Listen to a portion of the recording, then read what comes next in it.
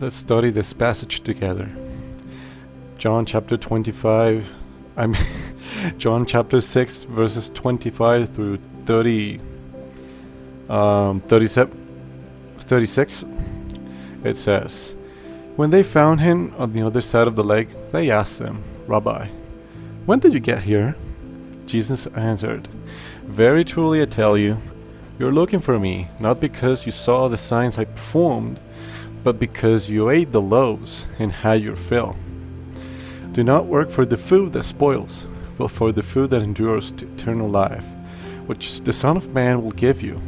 For on him God the Father has placed his seal of approval. Then they asked him, What must we do to do the works of God require to do the works God requires? Jesus answered, The work of God is this, to believe in the one he has sent. So they asked him, What sign then will you give, that we may see it and believe in you? What will you do? Our ancestors ate the manna in the wilderness, as it is written, He gave them bread from heaven to eat.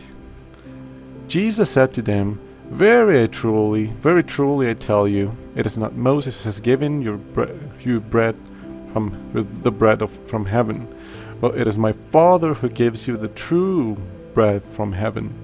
For the bread of God is the bread that comes down from heaven and gives life to the world. Sir, they said, always give us this bread. Then Jesus declared, I am the bread of life. Whoever comes to me will never go hungry, and whoever believes in me will never be thirsty. But as I told you, you have seen me and you still do not believe. Okay, so what is going on here? Well, one of the most important aspects of this passage is that Jesus is declaring himself as the bread of life. And in fact, the words here, I am, on verse 35, actually translate to Jehovah. Yeah, Jesus is literally declaring himself as Yahweh, the original word for Lord in the Old Testament. Which means that in essence, Jesus is saying, I, Jehovah, are the bread of life. Okay, so now that we understand that, the other important point of this passage is that it says that whoever comes to me will never go hungry.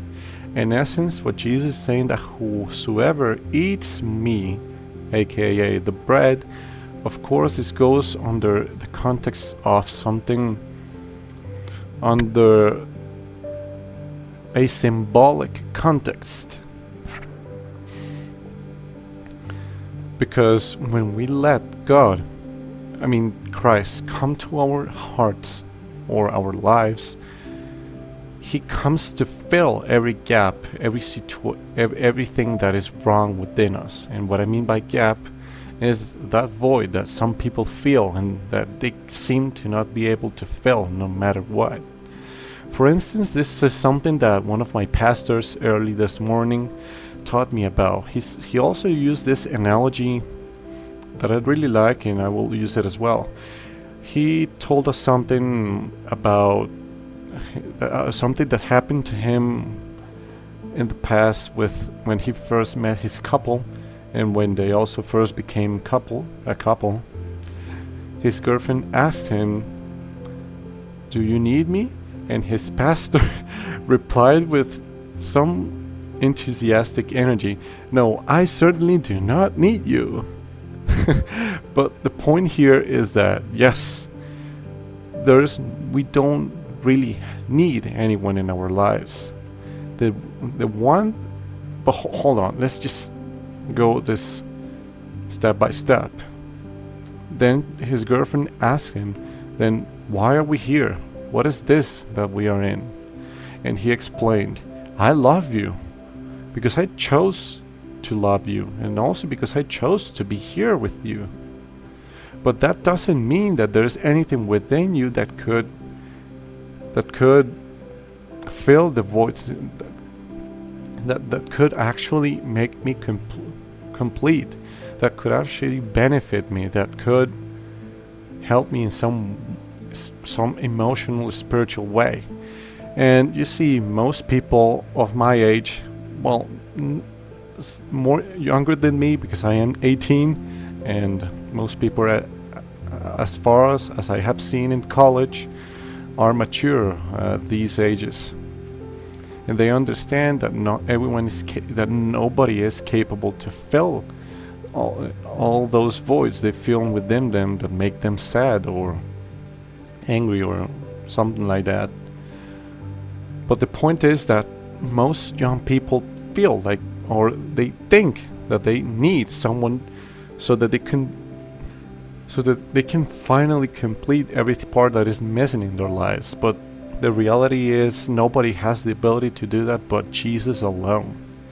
Jesus is teacher here, that he is going to nourish us with himself, also using the symbolism of a bread, so that we can become the person he wants us to become. A person happy, a person with high self-esteem, a person with humility, a person that does not worry, or if they worry, they always come before him, understanding that he is the provider. But not just coming because he provides, but coming before the provider. Do you see this here? Jesus is the bread of life. He is the bread of life. He, not anybody else, himself. And also something that I realized about this is that there is two protagonists in everybody's life. One of them is we, and the other one, or at least it should be, it's Christ. So, just so you know that Christ is always going to be there with us, but we also need to understand that in order for him to help us or to heal us, we need to eat from that bread, like right now. Yes, right now, literally right now. Not in 5 minutes, not tomorrow, not next week, right now. And so it's so important to understand that Christ is always going to take a part in our lives, and not just a secondary part, but a primary part in our life.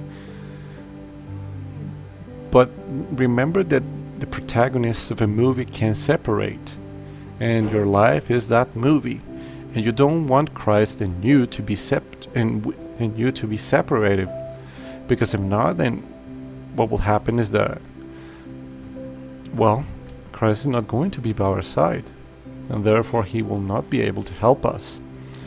But know this very well: Christ and Christ alone is the bread of life.